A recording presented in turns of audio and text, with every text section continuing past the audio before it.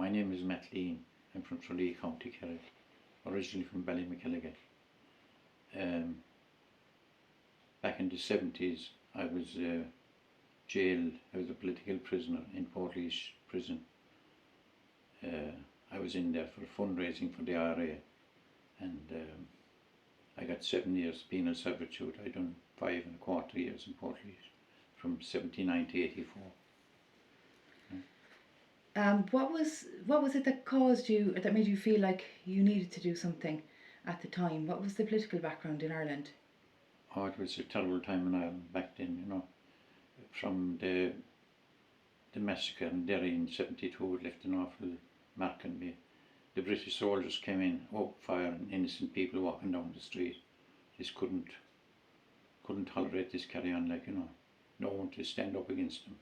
The IRA were the only people to stand up against this carry on, So that was the only way I could help them, was fundraising. I worked as a post office employee in the post office, and they needed funds, so that was my way of contributing to this struggle.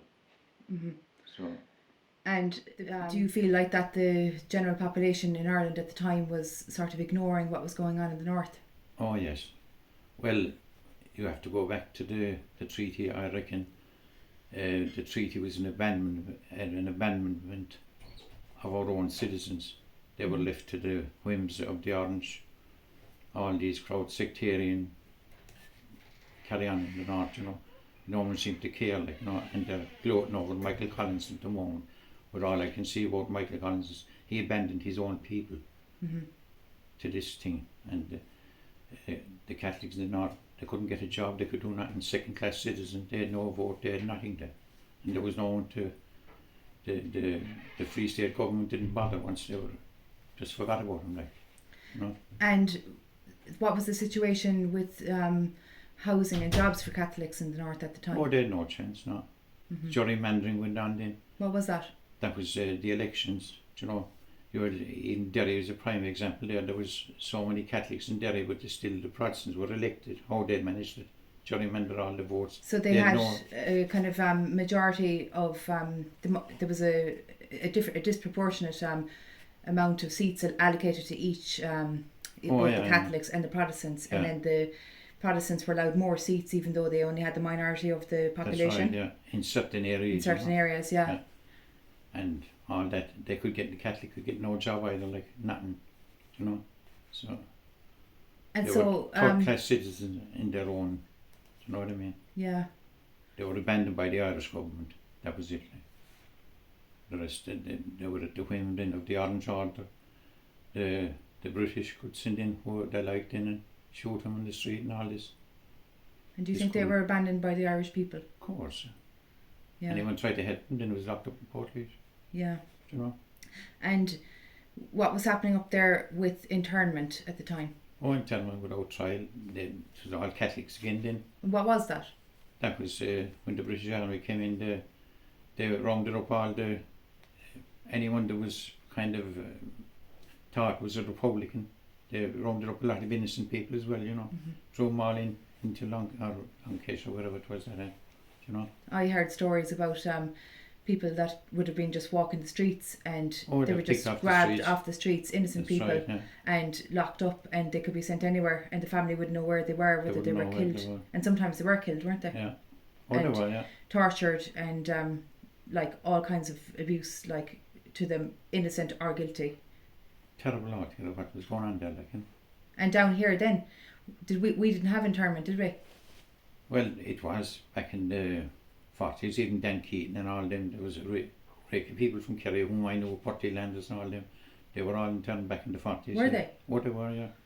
Portlaoise was an All Ireland winner with Kerry. He won 4 or 5 All Irelands. He was Portlaoise was from Tralee. Dan Keaton, our great friend Dan Keaton from Castlemaine out Ballygambone. He spent 4 or 5 years in there as well, They had it down here as well, don't you worry? Yeah. We didn't have internment in the last, say, 20-30 years or anything like that, but we had the Special Criminal Court and things like that, didn't we? The Special Criminal Court, yeah. Yeah. Non-jury court, yeah. So what was that? And that's still in operation today, like, you know. What was that? How did that work? Well, there was no jury there. There was 3 judges there, and it was there, whatever they said went, like, you know what I mean? Okay. Like, so that was So it. Like. effectively, you could say like that the justice was not really being served for No.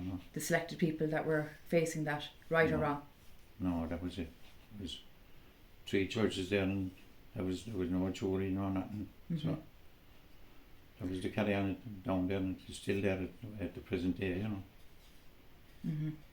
And you saw yourself facing into a prison sentence in Portlaoise Prison, and you felt the need to risk your life and risk your job for your country. Yeah, well, I firmly believed in what I was doing, you know what Yeah. I mean? It was the only way I could help unless, you know. Do you believe that it was a war, that you were still fighting yes, the war? yeah. It was the only way out of it. And so you went to prison then, into Portlaoise, Into Portlaoise, yeah. and you would have gone in with the Republican prisoners in That's E right. Block, is it? Yeah. What was that like? I was, once you settle down, you know, and got into the routine. I'll always remember the first morning I went in there, the screw came around with a big load of tablets. He had a kind of a roundy thing around him. And he says, you can have anything here, your choice of anything here. Oh, really? It will shorten your time. Oh, they were trying to sedate you. So I said, sorry, no time. Because I seen after a few weeks, I realised there was fellas in the prison who went down that road, and they were kind of, it Docile. was like hooking them in drugs, you know what I mean? Yeah. Yeah. What were the conditions like in there when you went in? It seemed like you were going into the midst of a hornet's nest at the time. It was like the forefront of the fight for the United Ireland in the south. You were on the front line, really, weren't you? Yes. There was great men in there. They were neck to service up over the border, you know, and some of them were cut down here and all this thing, you know, and that's why they finished up inside there, you know. But these were the only people that stood up to British rule in Ireland, you know. Yeah, and you were fighting for political status in the prison, and it started even before you had gone in there. It started before I had gone in there. Well, we had our own political status there, like, you know. We had landings that were controlled by us, you know what I mean? Okay. There was an OC in every land and all that, you know. We had our own thing, like. So. Yeah. But there seemed to be a cat and mouse kind of game, from what I'm reading, like inside there, between like control of like the screws kind of trying to dominate things, and then you're trying to maintain your dignity within there as political soldiers. Oh yeah. Political fighters, rather than. Well, they were carrying on with strip searches and all that carry on, you know. They'd come into the cell in the morning, maybe at 7:30, 4 or 5 of them, and tear you around the place and pull you out of the bed and everything, you know. And they'd say strip and all that. And we wouldn't strip for them, you know. They'd tear the clothes off you and all this kind of, you know. And was there beatings and assaults on the prisoners? There was one serious one.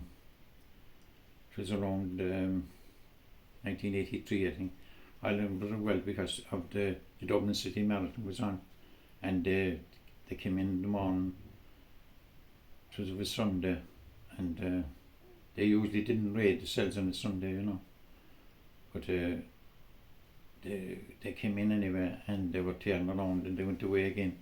But about 3 o'clock that day, they came in, just pour everything out of the cells, throw everything out, and some of the screws that came in, you could smell the drink off them. They were out in the pubs in the town, and they tore us out of the cells and kicked us and belted us around and everything, like, you know. Everyone, yeah.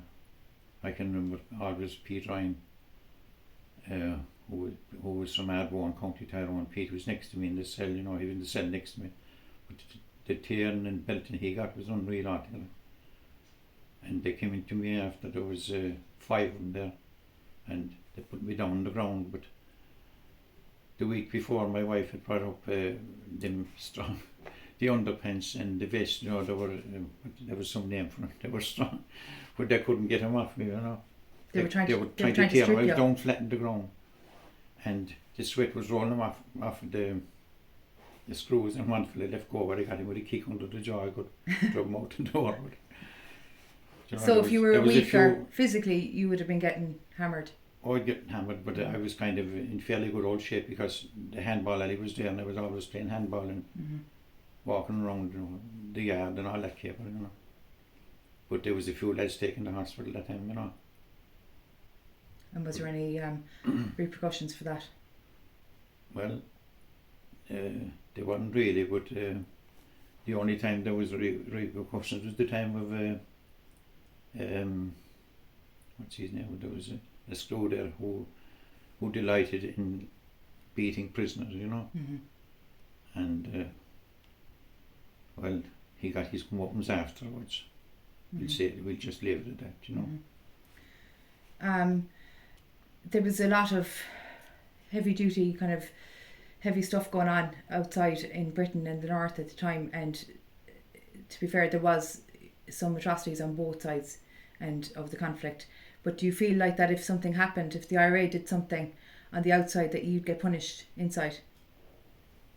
Not really. Was there direct consequences for because anything? I remember the Mountbatten now and Mountbatten in Mullaghmore, you know. All the doors in the prison were kicked. You know, we were on side when we had the news, you know. And the same day that there was 18 British soldiers shot in one point or blown up in one point, you know, which was, you know, it gave a lift to us inside, you know what I mean? This was the enemy, like, you know. That was it. Like. Yeah. So that was the only way we could appreciate what was going on outside. Yeah. You know? And with regards the crafts and all that kind of stuff, what kind of facilities did you have? Oh, we had workshops, timber workshops and leather, you know. We do all them, some fellas used to do leather and others do timber, you know. There was some lovely stuff done there, turned out, you know. Yeah. And was it true that at one point they said that if you want to the privilege to be able to make crafts, that you have to agree to strip searches? No, never had to do that, no. I read that. No. And it might have happened after I've been there, you know. Yeah. And like the prisoners would have fought a lot for the rights both in your time and before that, and there was hunger strikes happened there that preceded that actually happened, that influenced Bobby Sands's kind of movement in the north, wasn't there? It was previous to that. Well, the hunger strike in the Republican movement goes way back to Thomas Ashley. Yeah. You know, it started way back there, the hunger and thirst strike. Thomas Ashley back in 1917, like. But up from that, there was Sean McCaughey actually died in Portlaoise Prison from hunger and thirst strike back in the 40s, you know. And what was he fighting for? He was the same as us. We consider him the same as us. That he was a political prisoner in that at that period, you know. Yeah. But I remember we were all prepared to go on hunger strike the time of the hunger strike up in Lancaster, you know. The whole jail. What year was that? 1981. 1981. We were all prepared that time, but the word came in from outside not to do it, you know, that was to take from the real hunger strike outside, you know. Yeah. So there were tough times in there that time. And with regards to the crafts then, would you have found that the crafts were some kind of like art therapy? Did they help you? They were good, really, because in the summer it would be alright, you'd be out in the yard, but when the bad weather came, you know, we had a workshop and we could work away with. There was some very good carpenters there, but I kind of leather was my thing, you know. I done handbags and stuff, but so you were saying like that that there was a serious cost for making. Cost. A lot of people thought we were getting them leather for nothing and timber. No, we had to pay for everything, like, you know. So you would only be making pennies. That's all. Definitely the labour wouldn't have been paid for. Not to open the world, because people often said to me when I came out, you can start making bags now. They wouldn't pay me, like, because the amount of time it takes to, you know, there was it was all done by hand, you see. There was no machines. Yeah. You know. Yeah, you couldn't maintain that kind of thing. No. And you even see it with the leather manufacturers. They have very high prices, but then people say, how is it so dear? But they don't see the hours and the time and the price. Now inside Tralee at the moment, you know the place inside the arcade there, the leather shop, €70 for the belt. An ordinary belt, €70, you know. But the one thing I would say as well is we had the best leather, you could say, in the world. The leather we bought came from Scotland. And like, there was a tannery in Tralee. Was it special kind of cows then that they get the leather from? Some kind of a way of curing the... Okay. Do you know what I mean? They had a great tannery in Tralee years ago, and it's all closed down now, like, and that's the pity about it, like, the trade is lost in, like, in the skill and all that, you know what I mean? That's a pity, So you would have been getting the hides in raw, ready well, to they'd ready cured, to use. we used to call them. They'd come, like, I remember one time there was a scholar brought up a boron skin to me. And it wasn't cured properly. And the way your man brought it in to me, he said, he held it out. His hand was out. It was half cured. You cure a goat skin, you have to put it into a river and put stones on top, and it washes away the whole lot. You have to leave it there for a long time to make a boron. I sent down a lot of borons as well. There was a few inside in Billy's pub, but the skin of the boron. The boron would be the goat skin. The goat skin, yeah.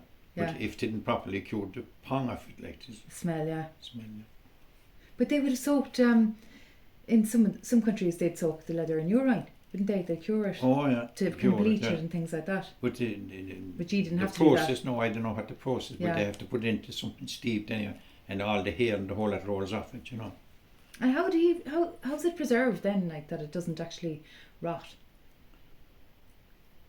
I don't know. Well, we'd put oil on even those now, like a linseed oil or something. Linseed oil is very good for them. Yeah. But it has stood the test of time, 40 years, like. Yeah, they have. Yeah. Yeah, you wouldn't be able to get them now. You wouldn't get them at all, no.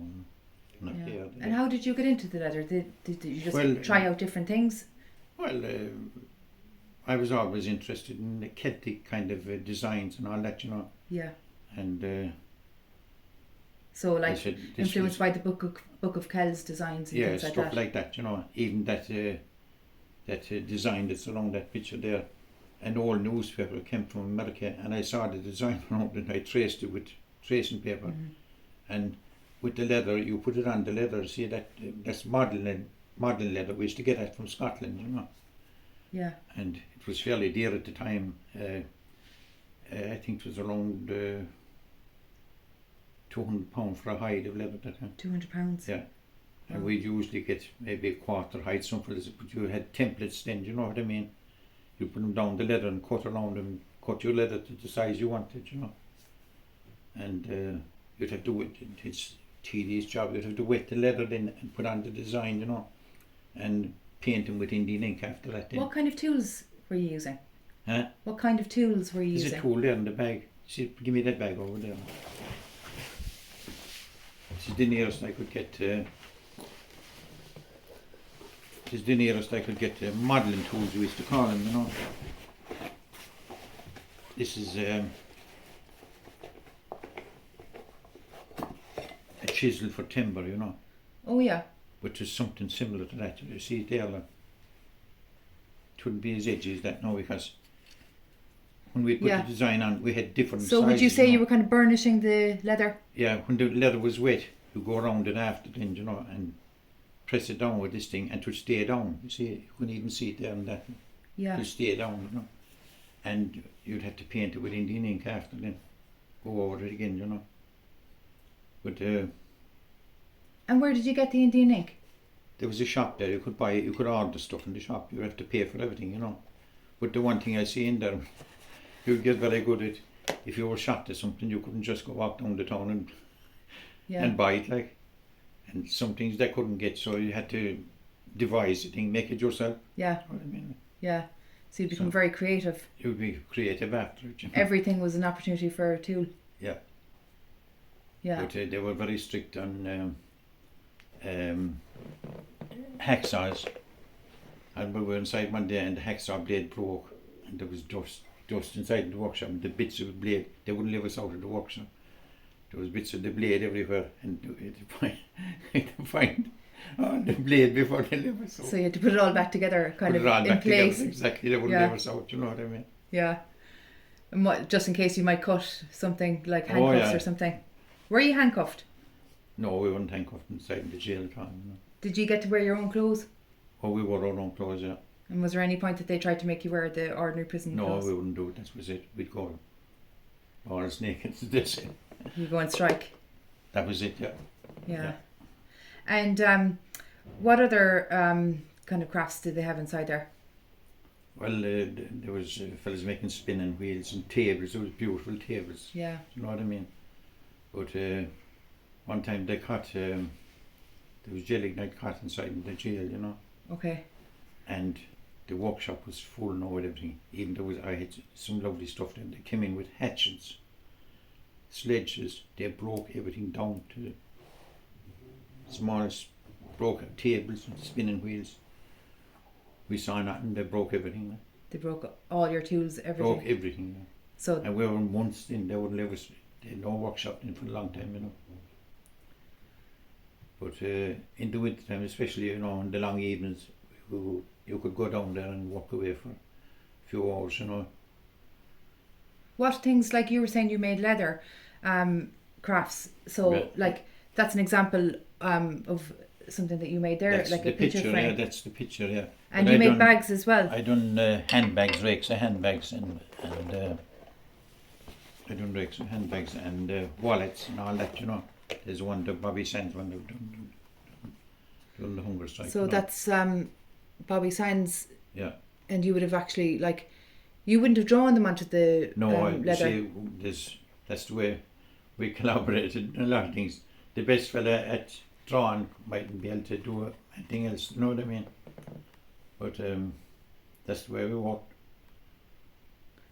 And like there was fellas doing timber couldn't do leather, and fellas doing leather who couldn't do timber. That's Yeah, the and wallet, yeah. it says But, Portlaoise Jail on the spine. Yeah, And inside then, yeah. They issued have- stamps that time of all the hunger strikers. They're on the 10 hunger strikers are on the stamps. You know? who issued the stamps? The Republican movement, I think it was up in Derry, I think they done it, but we got a few of them into the jail, you know. But that's what I done with So mine. it says, in every generation, our bravest and best have been murdered, and this one is no exception. We shall remember with pride these 10 noble men and never forget what they died for. Yeah, it's like that. When I was talking to my friend about, I was saying I wanted to make a video about the prison crafts, and she said to me, you know, everyone that's in prison is there for a reason. And I said, yeah, they are. But this is why I'm talking to you, because the reason that you're there, my generation don't know about. Yeah, And they should know. they And should know it the really, history you know. should not be forgotten, because it's doomed to be repeated again and again if it actually Of course, is yeah. forgotten. And like we have a great history in this country, but seemingly it's completely out of the schools now and the curriculum and everything, you know. Yeah. Real Irish history, like this is the real thing, like, you know. Yeah, like, I mean, they talk about Che Guevara and he's idolised among the Yeah. youth and all this kind of stuff, but we had real people that were actually That's social true, yeah. activists Yeah, and that were doing just the same things in this country, but they they're weren't. ignored. Yeah. You know what I mean, like. And do you think that Section 31 of the Broadcasting Act would have had an influence on people's awareness, perception of what was happening at the time? Oh, of course, yeah. But a lot of people don't seem interested, you know what I mean? They say, No. Yeah, I suppose the one point of view is that people will say it's in the past, we want to move on and we have peace now, and that's welcome, like. But would you say that like we still need to strive for 32 counties? of course, yeah. It doesn't have to be through fighting or anything like that, but we still need our 32 Get counties. them out, let us deal with our own business, that's it. Yeah, You know, that's the way I look at it, you know. And like down through the generations, all these men, there was great men there, like I have great respect for the past Republicans. Like the thing about it is the bit of freedom that's here in the 26 counties is due to these people, you know, that came before us. there was one person in particular, and you actually have a lovely handcrafted leather. It's kind of just a picture, really. Patrick Pearson. And it's of Padraig Pearse, and you have the Easter lily, and what's that there? A flame, is it? Yeah, flame, yeah. Yeah. Can you hold that there? Yeah. What did you think of him? Oh, great man, yeah, Patrick Pearson. One of the best. In 1916, the Rising, yeah. They stood out and they lost their lives over the whole lot, but they set the seeds anyway, you know. He had, a very strong kind of nationalistic belief, didn't he? And he was influenced by the Celtic revival and things like that. Yeah. And a purist. So he would have educated the boys going through the school, St. Enda's, yeah. And he was a teacher as well. He was a teacher, yeah. Yeah. Or they would have missed him in there, you know. And it's amazing, isn't it, like the influence that somebody can have on generations to come. Yeah, years after. Years after. Come out, like, you know what I mean? Yeah, when you do something good, like. Yeah. Yeah. And, I mean, that piece now, like, what year would that have been made? You made that? That was made about 1980, I think, 1980, yeah. 1980, yeah. Yeah. So, like, that's what? It's still, like, it's... 40 years ago? 40 years ago, yeah. That's right, yeah. Time goes on, but we're only passing through, but the thing is, we made it stand while we were passing through. And the crafts were very significant for not only like helping you mentally survive what you were going through, but you were also like making a statement with the crafts. Yeah. And you were trying to do something that would stand the test of time. That's true, yeah. And like you would have sent them out as well and would help your families, would it? Oh, it would so help you try and sell them? Yeah, it would, yeah. But we marked special occasions too, like I was into Gaelic football, you know, I've been from Kerry, like. Yeah. You know, and that one there now,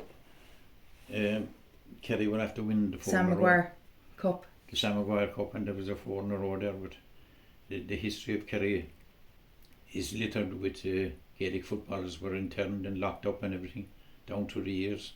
So the Gaelic football would have gone hand in hand with republicanism. Oh yeah, yeah. Sure did. And is that why they would have gone into Croke Park on Bloody Sunday? Oh, they went into Bloody the British Army. That's right. They went what happened there? They opened fire on the crowd at the match. Dublin and Tipperary playing a football match. Mm-hmm. That was after all the British spies were executed the night before. There was about... What year was that? 15 or 16. I think it was around... I'm not sure of it now, 1919 or something like that, you know. Mm-hmm. 1921, I think that's it. Yeah. I think it was around that time. But, I remember Kerry were going for 5 in a row, and we used to dress up in our hats and all. There was a few Kerry men there, Jerry Welch, and I think Danny Sullivan was there. There was 4 or 5 of us there, but we used to have our Kerry hats on, and of course the rest of the jail were all for awfully got to go in the last minute. That finished the 5 in a row, but I done that picture for the 4 in a row, which was, it's not one every day, like, you know, but... No. And like, it's really important. It would have been a really big part of your life being from Kerry and like being a proud Kerry man.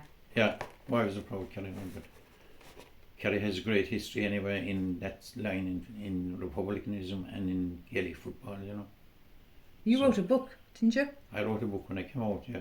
Well, it's a kind of a compilation about the history of Gaelic football in Kerry for 100 years, you know. Yeah. All the fellas who won stuff and all of that, you know. We're talking a lot about men, and it wasn't only men that actually participated in the conflict. Oh yeah.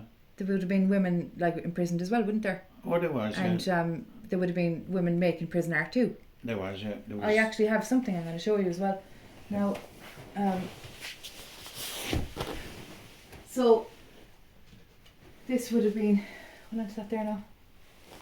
Oh yeah. That's a piece of prison art by women. Yeah. It was made in the women's prison. There was a lot of women in Kilmainham, yeah. Yeah. That would have been done on a hanky. Yeah. Well, I see one name that I can read, Rita O'Hare. Oh, Rita O'Hare. And yeah. Angela something or other. It's kind of faded now. Yeah. That had been made around the 70's as well, I think, you know. Yeah. But the coming on in Kilmainham, they made lovely stuff back in the early part. You know, there was a lot from Kerry up there as well, you know. Was there, yeah. Yeah. But that was the original hanky, you know. It was a bit of cloth, but we cut the leather out and started to kind of update them, you know. Yeah, so this would have been, because you didn't have the leather, or they would have had the leather. Yeah. Leather. Yeah. Yeah. And what would they have done with the hankies then? Well, they'd give them to friends and send them out to people, you know. Yeah. There was a lot of, they were used for fundraising as well, coming Cork, you know. Okay. They'd raffle them then, like, you know, and you see, Puma Cork done great work, you know. They would bring in prisoners' wives down from Dublin and from Kerry and, you know, all this place, you know. And that all cost money too. So for them to go up to see you That's in the right, prison. yeah. Did they have open visits in those days? Or No. was it closed? No. I'll tell you a good story, you know. After the hunger strike, the Bishop of Kerry, Dr. McNamara, now I'd never met him, but he came to the jail one day to see us inside the jail, you know, the 4 Kerrymen. But they put him into where the dentist had an office, like something like this, you know. And I was the last to take the visit, but I was the only married Kerry person there, you know. Mm-hmm. So the screw came to me, he says, the bishop is outside to see you, right? So, okay, says I went out, you know. But I took my chance, right, when he came there anyway. So I sat down, you know, and I said, thank you for coming. I said, but I'm taking this visit under protest. And the screw said, you can't talk like that, he said. What does that mean?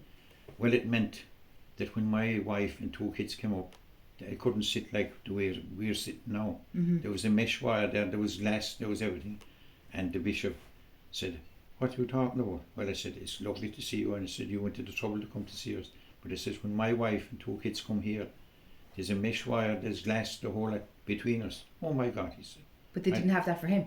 Yeah, they didn't have it. Mm-hmm. And they were going to leave him out, saying everything was nice and smooth inside there. Mm-hmm. But the next thing he took out his biro, he said, I'll see about this, right? And he started writing. He said, what happens? I said, I'd love to hug my wife and kids. I said, when they come up to see me, they come to all this trouble to come up here, and then there's a mesh wire and all this thing.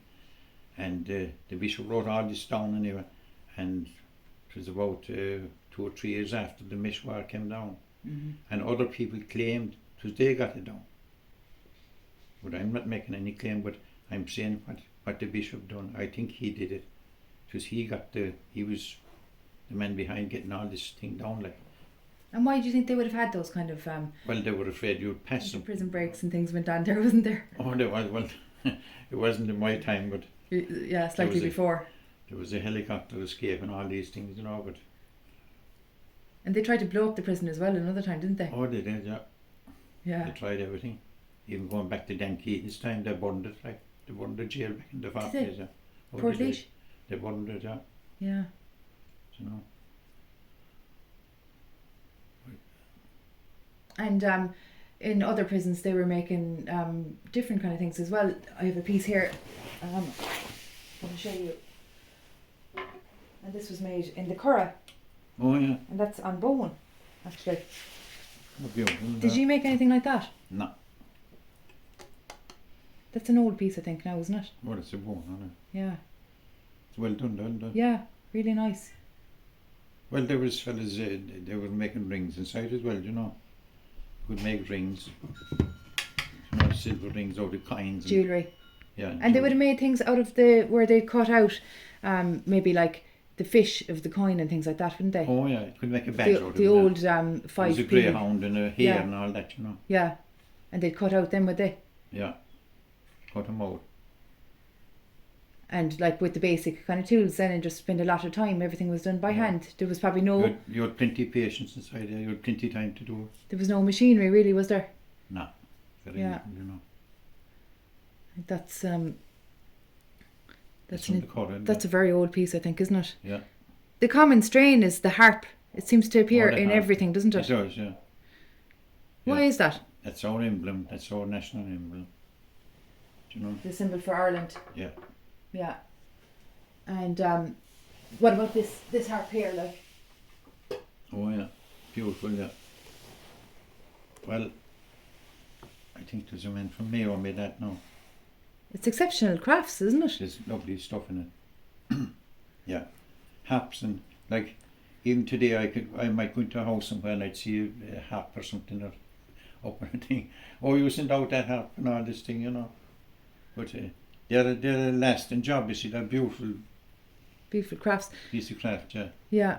And you'd kind of you'd wonder like what they could have done if they weren't actually locked up with their skills, like the amazing talent, like beautiful stuff. And like you could even see in that the texture of the wood would have been probably made with like nails or some kind of thing. They have nail tapped the nail everything down. by hand, tapped down, like. The conditions in prison, I suppose, have improved a lot over the years, and especially like with the appreciation of the art therapy as a beneficial thing, really, for everyone. It would be, because like if you didn't have it, you'd be kind of, you're bored, like what do you do, like mental health, like really. And like they have a lot of schemes now, like where they have prisoner or artists in prisons, where you can go in and do different schemes and stuff like that. And there would have been a big a famous artist called Brian Maguire, and he went into all the prisons in the country. And he would have painted, and he actually brought out some of the prison art and had exhibitions with it, and even had one there in a gallery in Dublin only a couple of years ago. So I think 2 or 3 years ago, and he's still working on it, like. And he started going in there in 1985. He taught in the National College of Art and Design after, and he would have said, you know, this is our way of actually helping people get a life when they come out. And some of the prisoners would have gone to art college after. I was reading in America that they, without the art, I'm going to call it just art or art therapy, just therapy is a kind of side effect of it, really. They have a 65% reoffending rate.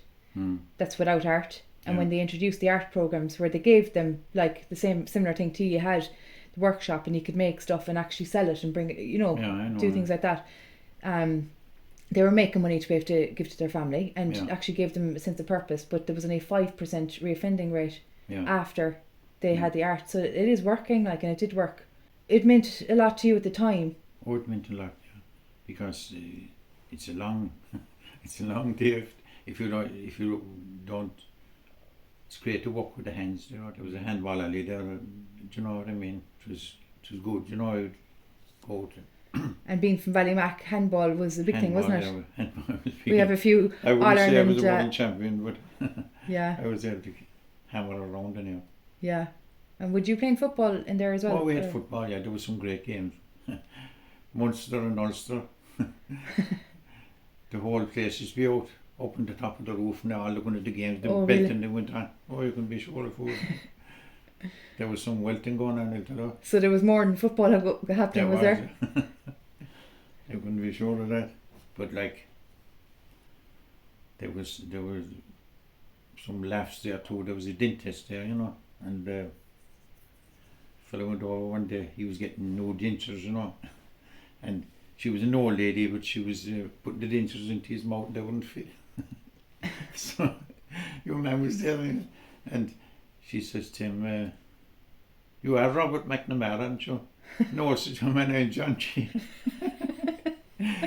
God rest you, Bobby Mac. Bobby Mac was a Limerick man. So she was trying to give him somebody else's like teeth. She was like, and I wonder how long she was trying to get him to fit. But was there any other memorable stories that you can think of? Because I'm sure there was good times as well. Within reason. We used to go down to the wreck, we used to call it. They might show a film down there or something, But I remember after John Joe Sheehy dying, there was a few shots fired in Tralee. And we were all down at the wreck the day after. It was 7 days or some programme. Who was John Joe Sheehy then? John Joe Sheehy was a great Kerry footballer, a great Republican. He was from Tralee, well-known man, But there was a few shots fired over him, and I think it was the funeral parlour. But 7 days we'd done some kind of a bit of a documentary about the shots being fired. But Kevin Mallon was inside, and Kevin stood up and he was from Tyrone. And Kevin said, Brendan Doc, he was the poor man, God rest him. He was inside alongside Kevin Mallon. Kevin Mallon said, he said they had to go to Tyrone. He said to get some fella to fire a few shots down in Kerry. So Brendan Doherty was along saying, "I don't know about that," he says, Kevin. He said, Charlie Daly went up there, he said earlier on when he had not up there, he said, that finished Kevin with it. There must have say been. No more about shots. There was probably a lot of kind of inter-county banter. Oh, there was banter, yeah, there was. Yeah. There was. But the whole place, anyway, went off, got the goal in the last minute. And there was a few screws there from Kerry, and one fella said to me, you can burn your hat now. I was coming out the door, he said, you can throw away your hat. Well, I am not ashamed of where I'm from. You might be, yes. He was from Killargden, this fella. Let's do it anyway. And there's one thing I might finish up on. You write as well. You like writing. Oh, yeah. And this is something that you did a couple of years ago, actually. Oh, that's Wasn't right, it? yeah. I am the mist over Mangerton. I am the waft of the burning forest. I am the hound at Clonella. I am the dewdrops on the fuchsia. I am the majestic at Croke Park. I am the petal of the rose. I am the antiquity of Gallerus. I am the scent of the wild woodbine. I am the serene swans at Blinnerville. I am the music of Slieve Lucre. I am the writer of the field. I am the setting sun on Mount Brandon. I am Kerry. Beautiful. Yeah. And I just want to say thank you. All right. And thank you for everything. Yeah, lovely job. Yeah. All right.